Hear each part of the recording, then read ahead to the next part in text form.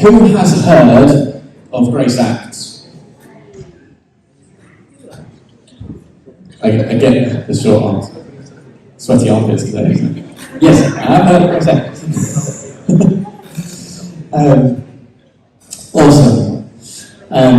Yeah, Jim, if you go to the next slide. So, if you are fairly new to CV, or maybe you haven't been around, or you've been hiding under a rock, or all those other things that people get up to, then we launched our Grace Acts initiatives last September, wasn't it, I think, at the Covenant Meal.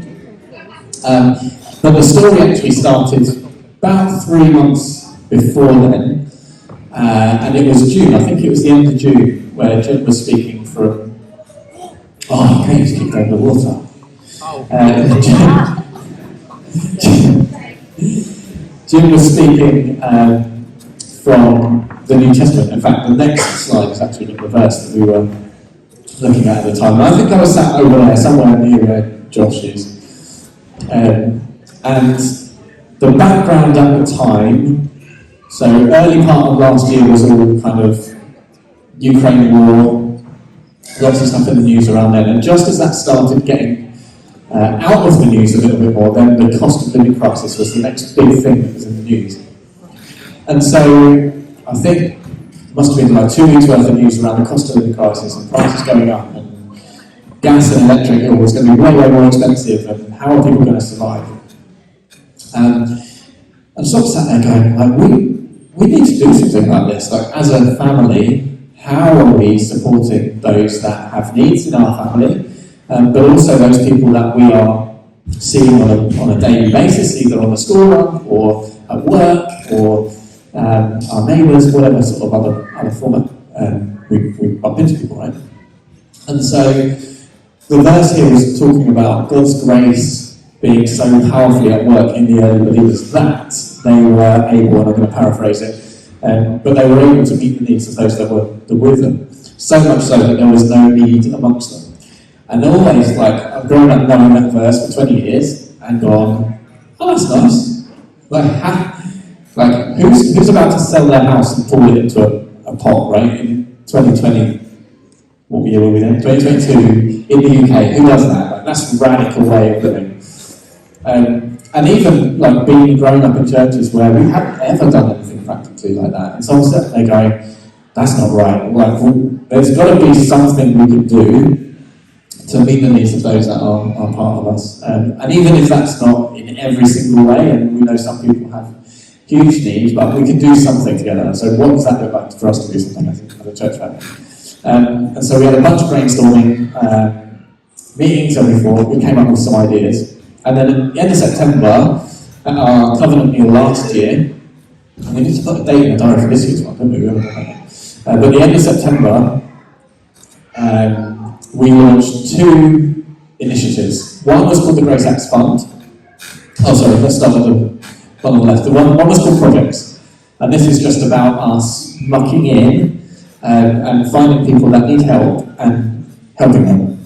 So that is actually really simple. It's such a simple concept, but based around the principle of many hands make light work. So if there's 5 or 6 or 10 people that put their hand to something, then we can actually get something done really. So Grace Acts Projects, and the idea of Grace Acts Projects is it's very much done in our communities, and so we find like a neighbour or something that is happening, or we muck in with another church, or we do whatever, and we find a way to serve together. And that's us giving our time for a cause other than ourselves. And the cool thing about this was, I think it was on the way home from the Covenant Meal, we gave Sam a lift. And Sam went, oh, she was just chatting away, as Sam does. And she just went, oh, next weekend my parents are like, I'm going to go and cut the logs, which we always do every year, because they've got some trees in their backyard, and blah, blah, blah. And I was driving at the time, and I sort of turned and went, Sam, that's exactly the sort of thing that we were thinking about, like, that we could get involved and muck in and help with. And so a couple of months later, we went out, and Joe bought all his gear for cutting down trees. I would say, don't cut down trees if it's not like something you know how to do. But Joe's done that in the past, and so we bought his chainsaws and protective hat and all the things. And we took down a massive tree that day. And I think your dad said something like that would have saved him like months of work doing that sort of thing. It took us 4 or 5 hours or something like that. So there's other things like that. I have got some photos, and I haven't got a chance to show you them, but some other little projects that we've been involved in. And I know Phil and Pauline that aren't here this morning, like some of you guys have been involved in some other projects. So that's Grace Acts Projects. The way that we try to do that is every last Saturday, so because we don't meet here on a Sunday, the thinking was we'll take the last Saturday of each month and we'll just figure out what's going on and find something to do. And it's really that simple of just finding something and someone go, oh, that needs doing. And you go, oh, should we help? You go, yeah, let's do it. And so that can look like anything. You don't have to cut down a tree. One month, I think it was the Christmas one, we, as our community, we got together and we wrapped the socks for the prison that was happening at Christmas. I can't remember what else we've done. We built a shed recently and stuff like that. So it's little stuff that takes a few hours, but just really helps someone do what they want to do. So that's the project side. So if you have something that needs doing, that would be much easier to do if you had a bunch of people shout about it, or let someone know so that your community can get around you, or another community can get around you and get that project done. The second part is the Grace Acts Fund, and this one took a little bit more thinking in terms of how are we going to make this work practically. And we put a load of thinking into that, but we came up with the idea of a fund that people can apply for via their community leaders for essentially any need they had. And so what we wanted to do is make it really simple to apply for, firstly, but also something where we can administer it in a helpful way and we're not going to kind of get exposed and get abused or anything like that. So we, almost like the food bank do, we set some criteria to say if you want to apply for some money from this fund to help you for different things that you need, you can apply once every 6 months for a certain amount. And we will help you towards a specific, think back to last year, the cost of living crisis. Is it energy bills you need help with? Is it food you need help with? Is it school costs or something, anything like that? And so the criteria for what you can apply that money towards is fairly broad. But you need to kind of prove that you've spent it on that thing, or we'll give you vouchers for food or something along those lines. So it's not like we're just handing out cash, which obviously has other risks associated. So we launched that back at the end of September, and since then we have had 13 households give money into that fund to the tune of, I think there's another slide. We've received something like £16,000 into that fund, which we've also then been able to go and claim gift aid on, which means that we've got £20,000 so far in that fund. I think that's a clap, right? That's amazing. I remember we were initially talking about this around the table. It's like, will anyone actually put any money in? Are we kind of promising to help, but we actually haven't got any means to help? So that was a massive leap of faith to go and do that. And of that, we have spent around about £6,000 helping people. And that looks like 31, I think, applications. 32 applications have come in.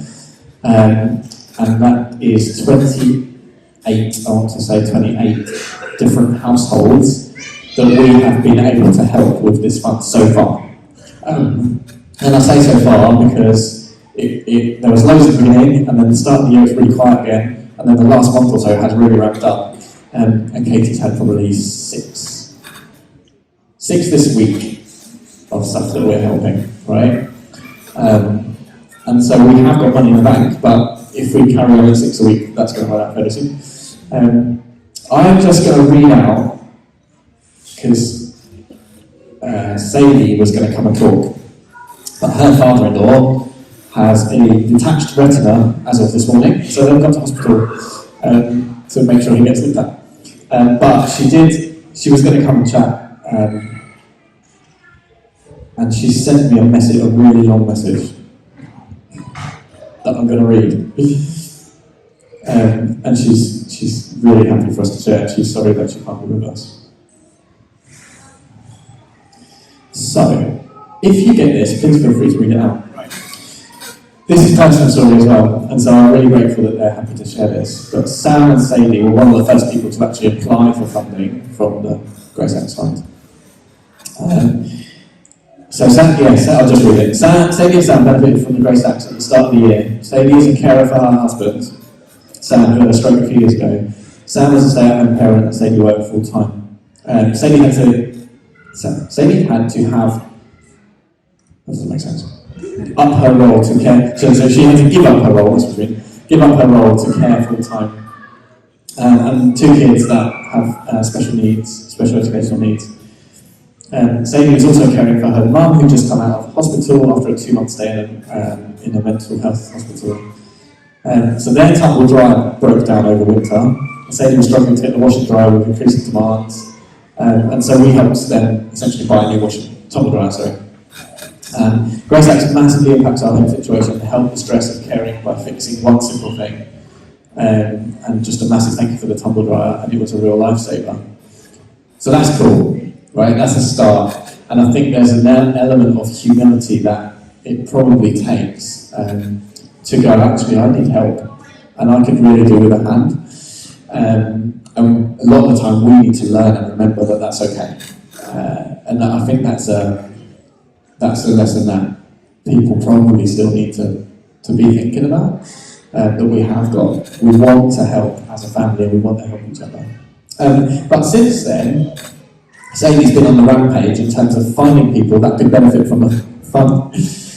So she helped out Olio, and there's a couple of people that she's put in, and I'll read these ones as well. So there was someone that we helped who was a single mom, again, of 2 SEN children who've been struggling. She'd been a carer for her children and working 4 jobs to try and get by.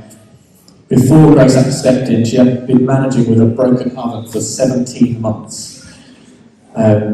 This lady's a legend, and she always thinks of others and puts others first. She didn't think her situation was bad enough to deserve help from the fund, as there were always people worse off than her. She's thrilled with the new cooker that we helped facilitate. It's changed their lives and made things just that little bit easier for her. Cool. Next one. This guy, in his 50s, had been struggling to get by on income from his part-time job. He lives in a van, and the clutch had broken. It was going to cost him nearly 600 quid to get fixed, more than a month's wages for him. He wasn't able to drive anywhere. He'd been cutting back on eating and heating to try and save it to be fixed. Yesterday, he finally was able to get it fixed. The Aldi vouchers that Katie sorted out will help him see through the month with food, so he's not going without. The gentleman is so thankful. He said, "You've saved my bacon. I don't know how I would have got by if I didn't have this help." Cool? That's cool. Katie, you now administer this fund. I want to say full-time, almost full-time. We pay Katie some few hours a week to do this. I just wanted to ask you a few questions around what that's been like.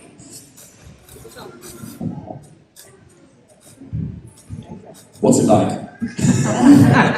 It's getting busier, well, in a good way. It's just lovely to be able to help people in a practical way and telling them that they absolutely do deserve help. It's humbling.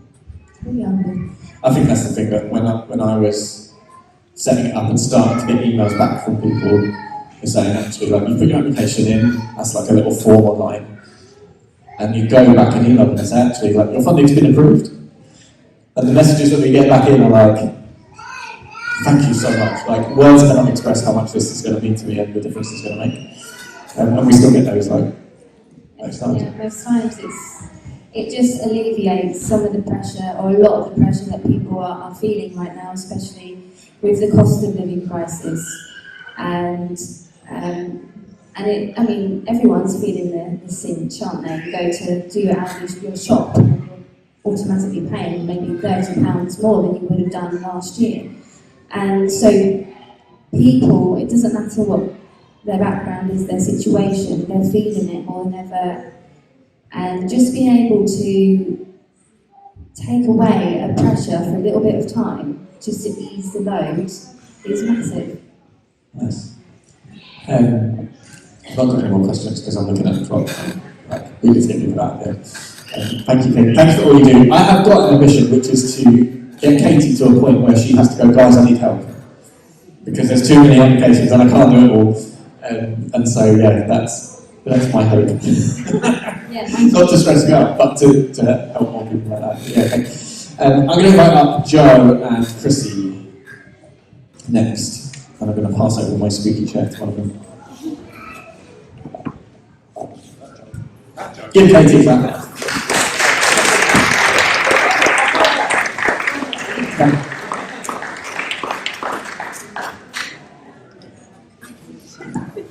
And exciting. Shall I spin you around? No. Cool. There's a mic there, see.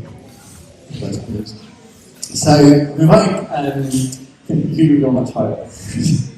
I know Chrissy's short, but it's not that fun. Hey.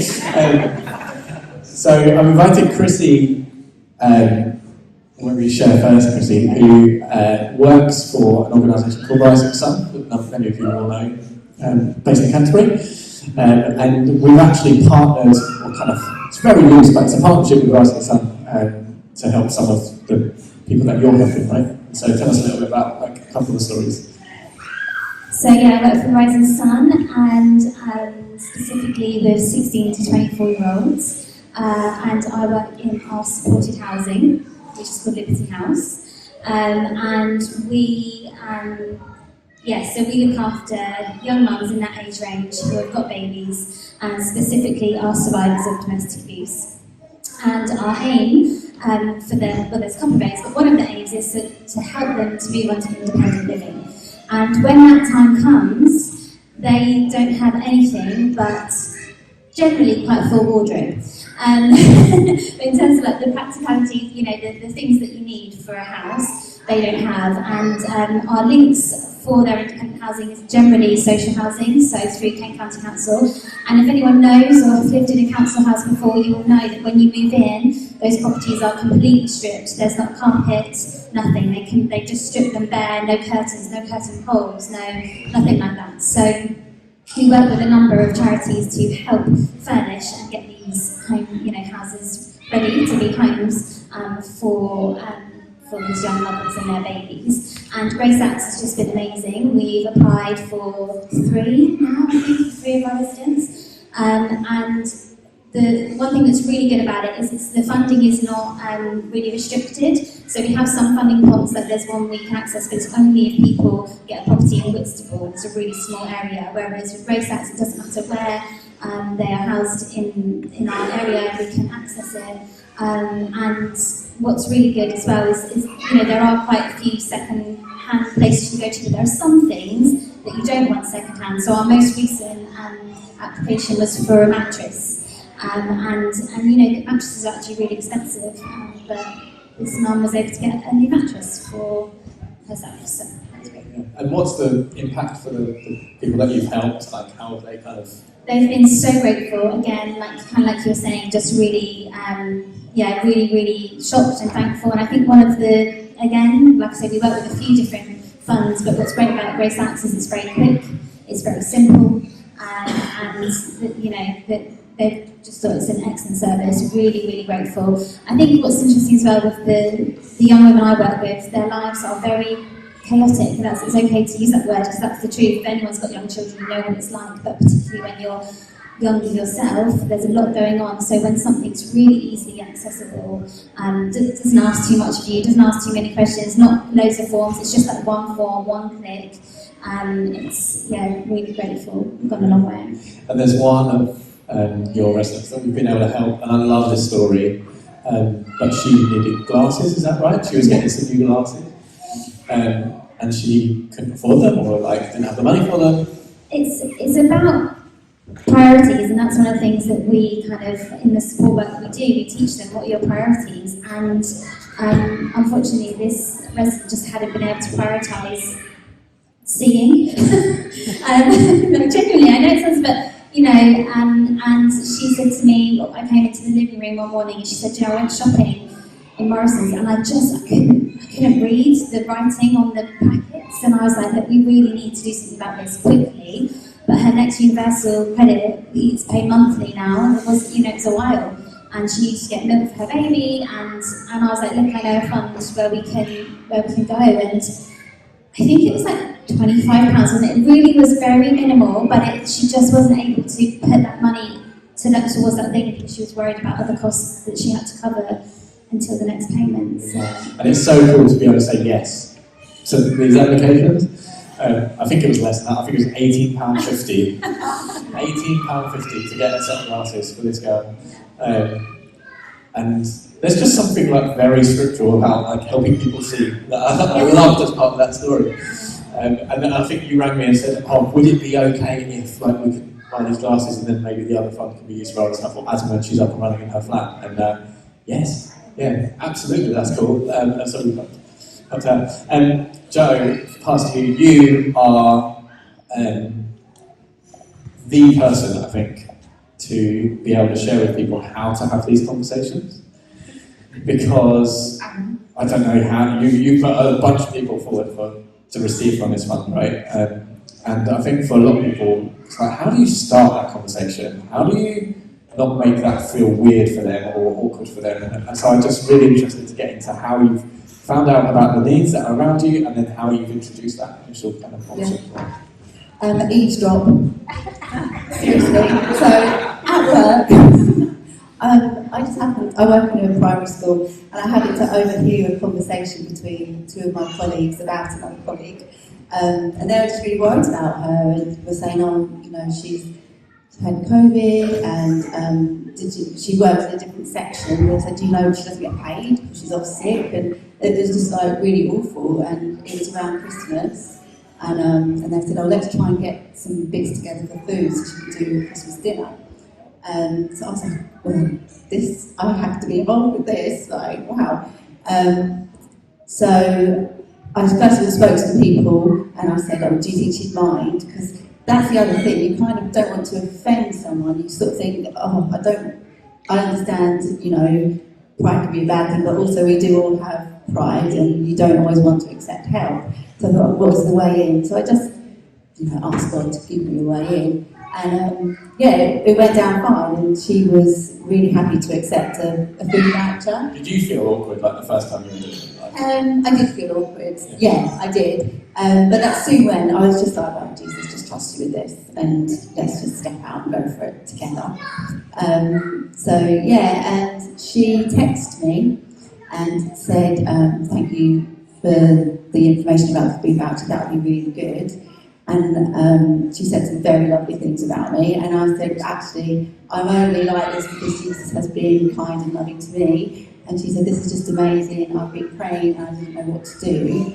And so I told her about the West Tax Fund, and she said, actually, I've got a big council tax bill. Do you think it would be too much? I don't really know what to do, but I might as well ask you, do you think that would count? Would that be covered? And I was like, yeah, definitely.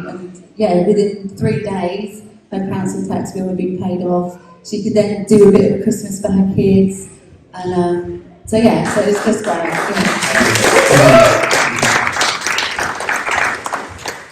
I can't remember what I put on the slides, but I think that all of those stories, right, deserve like a massive celebration.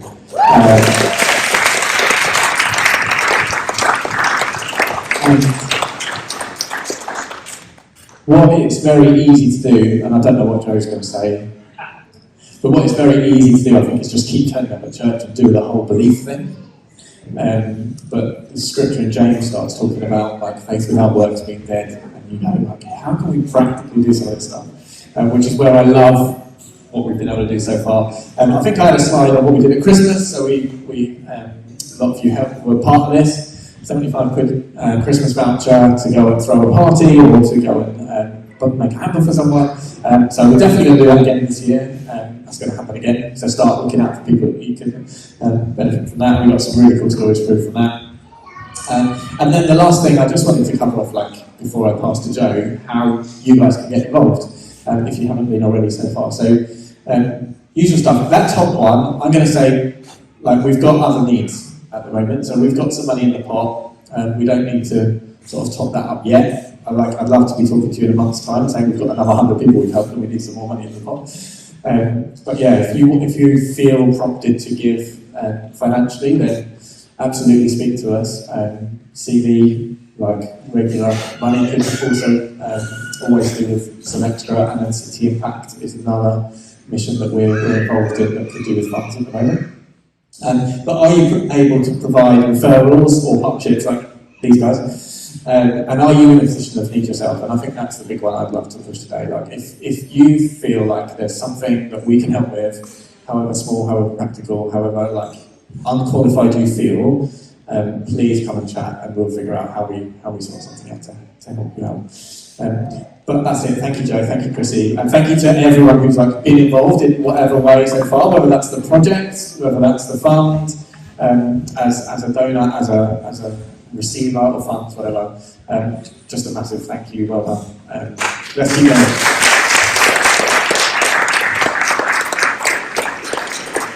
Nice. Joe, come on. I told you you didn't have much time. Yeah, please do. Jesus, thank you for this buddy of mine and an encourager. And I know that you'll speak for him today as we hear about why we do all this stuff in the first place. Cool. I feel very naked without a guitar, so I don't really know what to do with my arms and hands. Yeah, just hold the guitar. Yeah, so Jim called me on Wednesday and said, "Oh, you're around Sunday?" And I thought, "Yeah, we are. That sounds good. What, are you planning a barbecue or something? That sounds cool." He said, "Oh, do you fancy talking at church?" I'm like, "Alright, okay. I can do 5 minutes." "Yep, do 5 minutes." "Oh, it could be 10 minutes. Time is a limit." I'm like, "Well, yeah, if you're going to let me externally process, I'll be there for an hour." So I've written some stuff down. Yeah, why do we do grace acts? And the first point I think is just because, not that we have to. We don't have to deliver this. It's because we get to, because we can, because we want to. When Jesus taught us how to pray, he goes, "We pray your kingdom come, your will be done on earth as it is in heaven." And he teaches us to pray like that because it's very obvious, and it's very obvious back then, very obvious now, there are other kingdoms and there are other wills that are being expressed and being carried out on this earth. And Sky Jafani says about prayer, in prayer we're invited to join God in directing the course of the world. And he does another series as well about, what if Jesus was serious about church? And you say, okay, you read those passages from Acts and you go, okay, what if this was actually real? What if we actually believed this and what if we actually carried this out? And John Mark Comer takes us a bit further in his book, God Has a Name, and he's talking about creation, and he's looking at the covenant between God and the Israelites. And Comer says, from the beginning, God has been looking for friends. He's been looking for free, intelligent, and creative co-partners to collaborate with him on running the world. I just think that's awesome. You know, we sang earlier in Beautiful Name, like, he didn't want heaven without us. We were meant to play a part in this kingdom. And we've been reading a lot of Old Testament recently. Who's still doing the sort of Bible in a year read-along that we're doing? Yeah. We're about 2 weeks behind, so you guys are all in Job, which is brilliant. I love Job, one of my favourite books, but we're still in the prophets. And a week or so, 2 weeks ago, however long ago it was, I read Amos. In the message it says, Amos 5, "I can't stand your religious meetings. I'm fed up with your conferences and conventions. I want nothing to do with your religion projects, your pretentious slogans and goals. I'm sick of your fundraising schemes, your public relations and image making. I've had all I can take of your noisy ego music. When was the last time you sang to me, do you know what I want? I want justice, I want mercy, I want fairness. That's all I want. That's the worship I want to receive." Alright, shots fired. There's not meant to be a guilt trip, but I think it is meant to be a challenge, and it is meant to be an eye-opener. I think I read that on a Sunday evening after a particularly good worship set. And I'm like, okay, yeah, no, this is, I've got this horribly wrong somewhere. Corinthians, James, all the letters in the New Testament, what is the point of all of this if it's just style and substance? What is the point if we don't do it out of love? And that is the joy of the new covenant. We don't have to do anything. We get to do it. When the Father's heart lands, and we start to see what he sees, and we start to feel what he feels, and we start to want to do what he wants to do. And we don't do it out of religious brown nosing, or because we think we should. We do it because it is love to do so. It is worship to do so.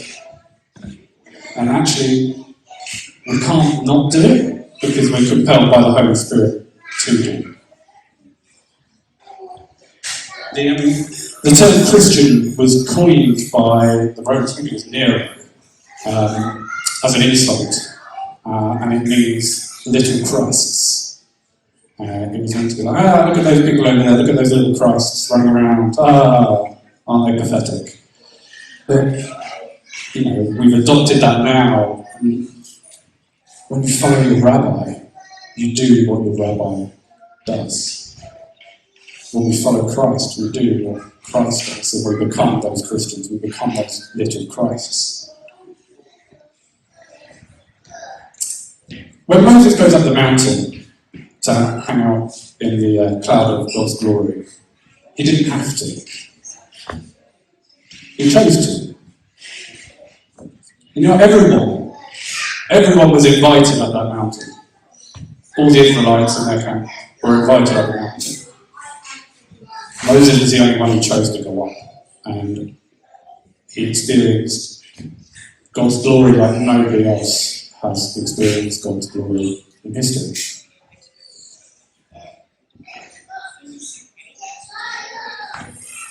So I guess the question is, what does it all look like to do this unreligiously, to choosing to go and experience God's glory in those moments? Micah, because I'm still in the Old Testament, suggests he's already made it plain how to live, what to do. He's looking for men and women. It's quite simple, just do what is fair and just to your neighbour. Be compassionate and loyal in your love. And don't take yourself too seriously. Don't take yourself too seriously. I was talking with Will Hasler about worship a couple of months ago. And the analogy he had was that we are just decorating the house of Daddy God. He said, God's just saying, here's a paintbrush. Come and help. Come and help me paint. I don't know how many of you have ever decorated a house with your kids. I mean, my experience, obviously, Rory's 5, Freddie's 3, so they're quite level. They helped me make a pizza yesterday. And that was interesting. But that's kind of the gig, right? We're going to suck at this to begin with. We're going to get stuff wrong. We're probably going to offend people. And it's going to be really, really inconvenient in lots of situations to step out and do some of this grace act stuff. And as Jim said last week, we live in the era of Amazon Prime. We live in the era of convenience. We want all we want it now. But you can't microwave character. It has to grow, it has to be discipled, it has to be practiced. And so of all things, just we start small. We ask God, where can I co-partner with you today? How do I love all these people around me today? Not through charity, but through honour and love. To let people know that they are of worth, to honour people and to see in them what God sees. Which wall can I paint? I don't know what that's going to look like for you. From our perspective, Rory's school had Ofsted on Thursday and Friday last week. So we serve as a teacher, and so we know what that feels like. And we know what the staff and everybody at that school is going to be going through, or we're going through. Teachers have been getting a lot of stick recently, either taking crap from above or being given crap from the rest of us for taking umbrage with the crap that's coming from above. And so we just thought, do you know what? Let's bless these guys. And so we bought Mr. Luck and we bought Miss Finch a bottle of wine. Something really, really simple. And do you know what? It didn't solve world peace.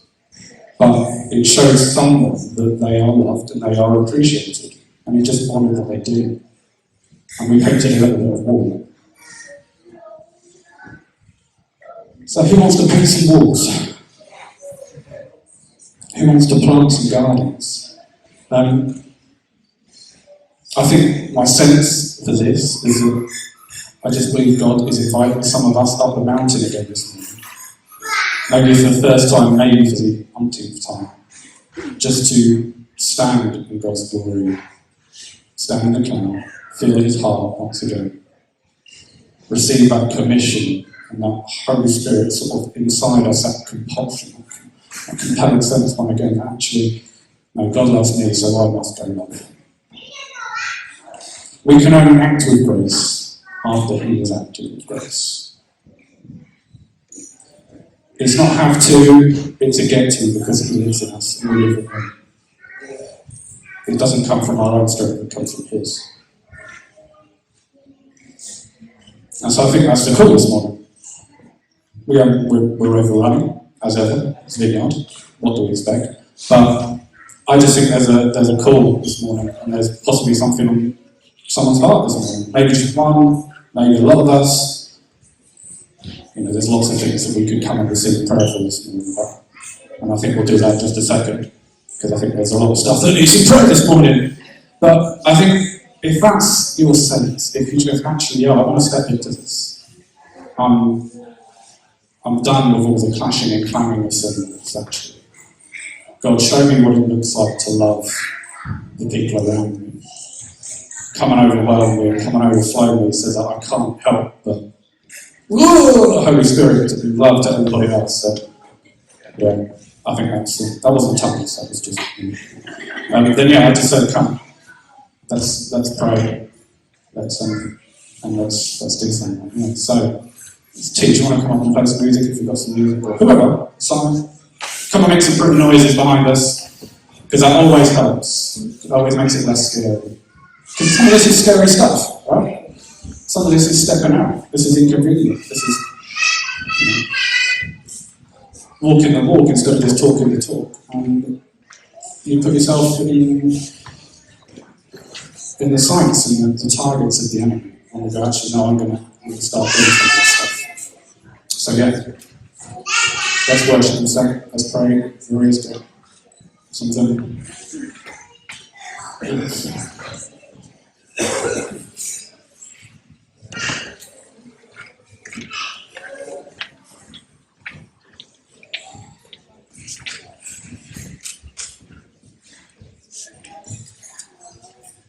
Yeah, guys, stand on your feet if you're able to, I think.